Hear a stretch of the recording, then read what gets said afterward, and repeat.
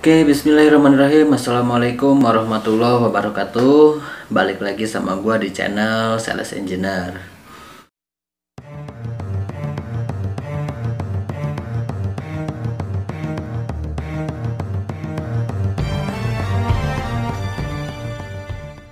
Nah, video gua kali ini gua mau menjawab pertanyaannya dari Awan. Bener nggak mas, kalau kita nggak bisa jualan atau nggak ada klien yang beli produk kita dalam beberapa bulan, kita bakal di PHK? Nah, jawabannya bisa iya, bisa enggak. Jadi kalau seandainya lu baru pertama kali jadi sales, pasti tahun pertama itu berat gitu. Nah, yang paling penting di tahun pertama itu lu bisa dapat inquiry dari customer lo, dan menurut gue sih itu nggak harus jadi closing, ya nggak harus jualan gitu loh. Jadi misal biasanya kita tuh di challenge untuk 1 tahun pertama seperti apa. Nah, kalau seandainya misal lu masuk ke dunia industri, ternyata produk yang lu bawa itu belum terdapat di vendor list di industri di tempat segmen lu, market segmennya gitu. Nah, minimal di tahun pertama itu lu bisa approach ke beberapa industri, bisa terdapat sebagai vendor list,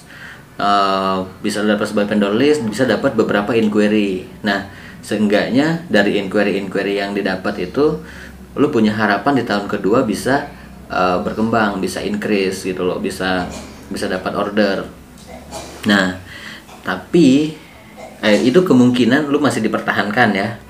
Kemungkinan masih dipertahankan untuk di challenge di tahun kedua. Tapi kalau seandainya tahun pertama lu udah nggak jualan, terus inquiry-nya yang didapat cuma sedikit, bahkan vendor list di perusahaan-perusahaan nggak ada yang terdaftar, udah deh, lu pasti akan di-cut. Mungkin setengah tahun pertama juga lu udah pasti di-cut gitu loh. Nah, makanya minimal kalau teman-teman baru join di karir sebagai sales, cari aja inquiry sebanyak-banyaknya. Mau dari 10 inquiry itu yang masuk ke ranah negosiasi cuma 1, nggak masalah gitu. Nah, yang penting teman-teman kedepannya punya peluang yang cukup bagus gitu kan. Nah, ini sih sebenarnya gue pernah ada temen yang sebenarnya dia nggak passionnya di dunia sales gitu loh. Di tahun pertama dia megang sales, terus begitu gue tanya vendor list mana aja yang udah customer mana aja yang udah terdaftar sebagai vendor list, di perusahaan mana aja yang sudah terdaftar sebagai vendor list itu. Nah, selama setahun itu ternyata nggak ada satu perusahaan pun yang dia jebolin sebagai vendor list gitu loh. Nah, ini dari sisi manajemen udah setahun nggak diperpanjang gitu loh. Nah, gue juga kasih saran ke teman gue itu untuk kayaknya lu nggak suka deh sama dunia sales gitu. Dan memang betul, dia bilang dia lebih suka jadi project engineer gitu, yang lebih suka di lapangan dibanding kayak sales yang ketemu banyak orang yang ya kadang cuma ngobrol, cuma ngopi doang gitu loh. Nah, dia tuh suka dengan project gitu kan. Dia lebih suka jadi kayak project engineer atau jadi service engineer gitu.